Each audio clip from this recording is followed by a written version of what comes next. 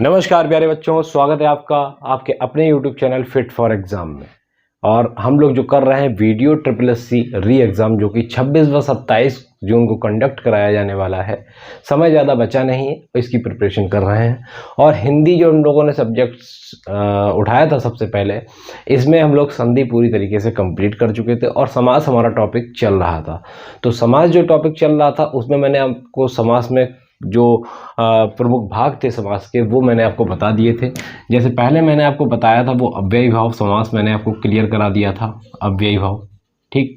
Second जो मैंने आपको इसके बाद कराया उसका नाम था तत्पुरुष समास। इसके बारे में भी आप बहुत अच्छे तरीके से जान गए हैं। ठीक, तत्पुरुष समास। ठीक, बात करते हैं अगर ठेठ समास की, तो ठेठ समास में हम लोगों ने जो पढ़ा था कर्मधारय समास, कर्मधारय समास। ठीक, देन हम लोगों ने पढ़ा था द्विगु समास, द्विगु समास। ठीक, और आज जो हम लोग पढ़ने जा रहे हैं उसमें द्वंद्व समास एंड बहुवचनीय समास। ठीक, ये हम लोगों का जो टॉपिक बचा था, आज इसको कंप्लीट करते हैं। और आप लोग बहुत अच्छे से प्रिपरेशन कर रहे हैं, तो समास चैप्टर को आप लोग बहुत अच्छे से तैयार कर लें, क्योंकि इससे जो है 4 अंक आपके निश्चित ही इस एग्जाम में क्लियर हो जाएंगे। तो इन 4 अंक को सुनिश्चित करने के लिए हमको इन समास का पूरी तरीके से अच्छा ज्ञान होना चाहिए। ठीक, चलिए ज़्यादा देर ना करते हुए हम लोग स्टार्ट करेंगे अपना द्वंद्व समास। ठीक, द्वंद्व समास। अब सबसे बड़ी चीज़ आपको बता दूं कि भैया द्वंद्व समास में क्या हम लोगों ने अगर जब हम लोग आप प्रीवियस वीडियो अगर आप देखेंगे तो द्वंद्व समास में मैंने आपको क्या बताया था।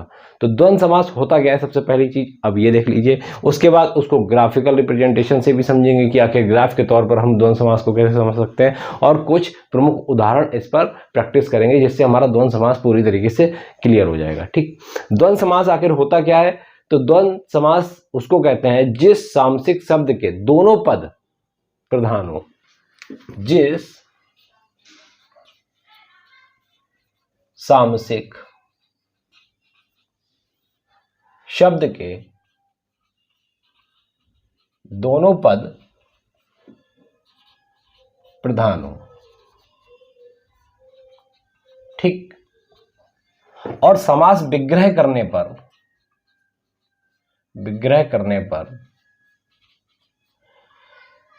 और या अथवा, ठीक, इन तरह के और एवं, ठीक है, ये शब्द जो हैं अगर आए विग्रह करने पर, तो वहां पर ये द्वंद्व समास आपका होगा। ठीक, ये चीज क्लियर हुई।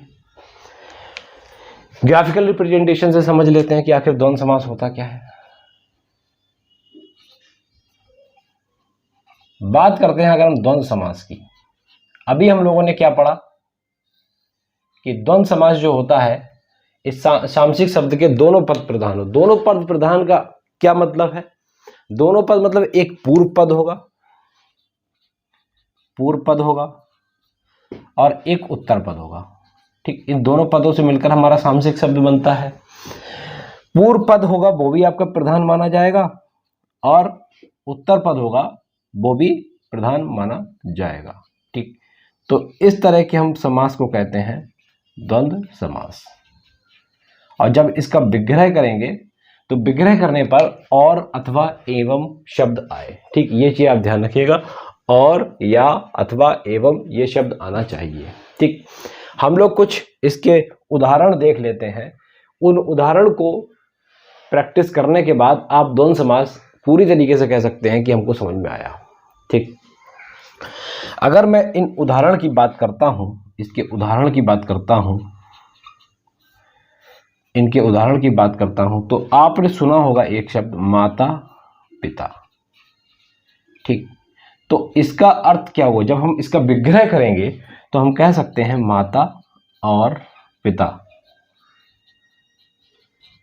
तो इस माता पिता के उदाहरण से आपको यह पता लगा कि माता भी बहुत ही महत्वपूर्ण है, पिता भी बहुत महत्वपूर्ण है, मतलब दोनों ही पद प्रधान होते हैं। और जब इसका हम विग्रह करते हैं तो बीच में जो शब्द आता है उसको और कहते हैं, ये आपका द्वंद्व समास कहलाएगा। क्लियर? दोनों ही पद। ठीक, ये चीज ध्यान रखिएगा। ठीक, माता और पिता। और क्या हो सकता है? दिन रात, बिल्कुल दिन रात। जब इसका हम विग्रह करेंगे तो ये होगा दिन और रात। ठीक, थर्ड अगर हम उदाहरण लें तो हो सकता है भाई बहन, भाई बहन। तो विग्रह करने पर भाई भी उतना इंपॉर्टेंट है जितनी बहन। ठीक, भाई और बहन। क्लियर? ये जो उदाहरण थे आपके द्वंद्व समास के थे। और क्या हो सकता है?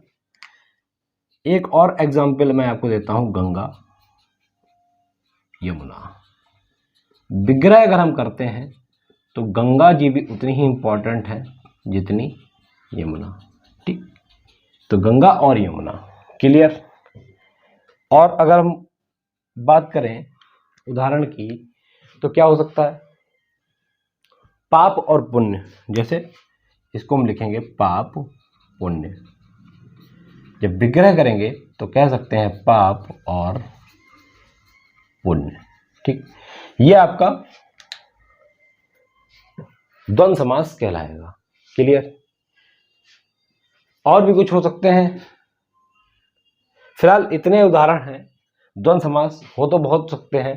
तो इन उदाहरणों को आप प्रैक्टिस करके, आपकी अपनी बुक में भी कुछ उदाहरण दिए होंगे, उनकी प्रैक्टिस करके आप इजीली इसको समझ सकते हैं कि द्वंद्व समास क्या होता है। ठीक, ये हमारा हो गया 5वें प्रकार का समास, जिसको कहते हैं द्वंद्व समास। चलिए अब चलते हैं हम बहुब्रीहि समास की ओर। छठा और लास्ट टॉपिक समास का, जिसको हम कहते हैं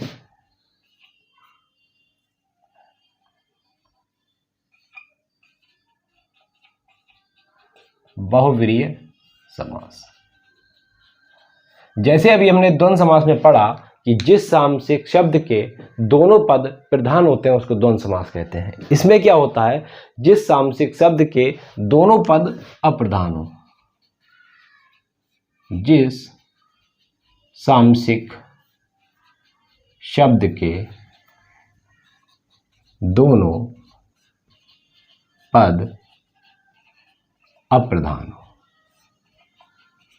अप्रधान मतलब ग्राफ के तौर पे समझते हैं। बहुब्रीहि समास किसको कहते हैं?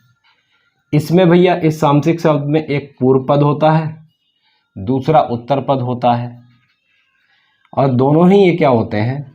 अप्रधान होते हैं। इन चीज को आप ध्यान रखें, आपका बहुब्रीहि समास पूरा हो जाएगा। ठीक, ये चीज समझ आई। और एक चीज और ध्यान रखें, सामसिक शब्द के दोनों पद तो अप्रधान होते हैं, लेकिन जब इसका हम कुछ अर्थ निकालेंगे तो सांकेतिक अर्थ जो होता है वो प्रधान होता है। बात करते हैं अगर हम सांकेतिक अर्थ की, तो वो प्रधान होता है, मतलब बहुत ही इंपॉर्टेंट टाइप का होगा। ठीक, समझ में आई बात?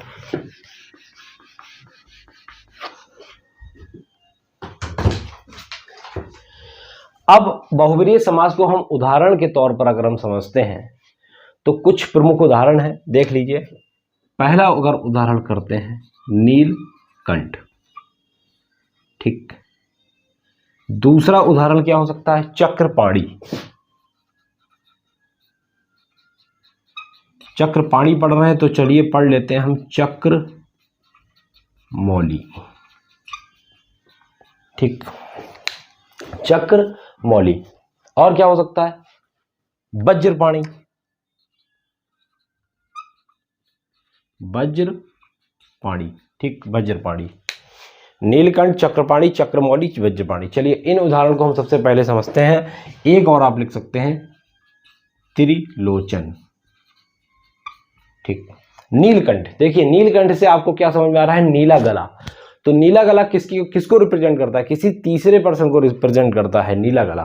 तो नीला गला किसका माना जाता है? शिव जी का माना जाता है, क्योंकि उन्होंने जो समुद्र मंथन से जो विष निकला था उसको ग्रहण कर लिया था, इसलिए उनका जो गला है वो नीला हो गया था। अर्थात क्या कहते हैं कि ये शिव जी को रिप्रेजेंट कर रहा है। तो शिव जी हैं वो क्या है, आपके प्रधान है। ठीक, सांकेतिक अर्थ प्रधान होगा, इसलिए आपका ये बहुब्रीहि समास कहलाएगा। ठीक, बात करते हैं अगर हम चक्रपाणी।